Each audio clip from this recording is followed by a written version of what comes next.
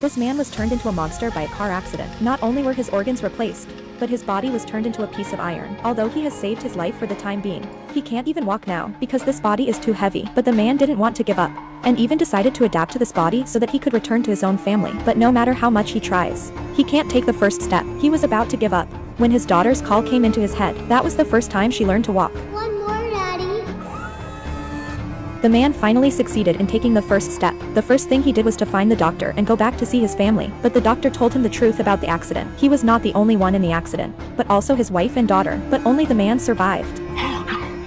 Painful memories came flooding back. Mecha Man became completely out of control. He frantically smashed the tin can with his fists, trying to vent the pain in his heart, but it was never of any help because his whole body was made of steel. He couldn't feel any pain at all. After that, the man became very lost. He looked out the window every day. After 24 years, the man began to contact the outside world, and his fate changed forever when a girl arrived. Although all the people here are human, but the girl's powers were extraordinary. Not only does she have 64 personalities, but each of them has a different superpower. But even though she had a very different personality, she chatted a lot with the man. Soon they became friends. On this day, Lee suddenly had to go on a trip. Before he left, he asked them not to leave the manor without authorization, but Lisa, a rebel by nature, didn't listen to him. She found a truck in the morning and planned to take them out to see the world. And with Lisa's persuasion, all of them were taken out, but it was their unauthorized departure that caused the world so much trouble. Soon they were in a small town, having had no contact with the outside world for decades. They were attracted to different places, but instead of going far, the Mecha Man bought a stuffed animal because it was his daughter's birthday, but he could no longer give her the gift himself.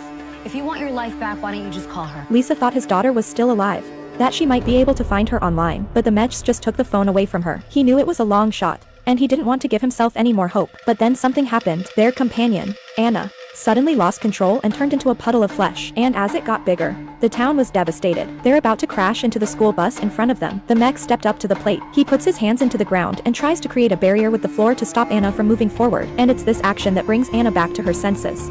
I wanna go home. The doctor soon found out about this, but instead of blaming them, he told them to pack their bags and run, because their sudden appearance has been targeted by something horrible. If they didn't run away now, they'd be in big trouble. But just as everyone decided to leave, the Mecha Man planned to stay alone, because after all, they were the ones who caused the trouble. Someone must stop this disaster. But before the Mecha could get far, a bus suddenly appeared. It turns out that the others have changed their minds and decided to face what's coming. But they hadn't gotten very far when a donkey blocked their path. Then a vortex suddenly appeared on the ground and sucked in everything around them. Even the doctor was not spared. The doctor and the car were swept into the vortex, and Lisa jumped right in with him to save the doctor.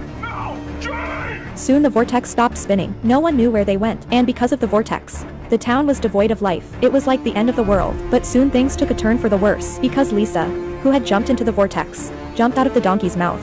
Take a dash, Jane.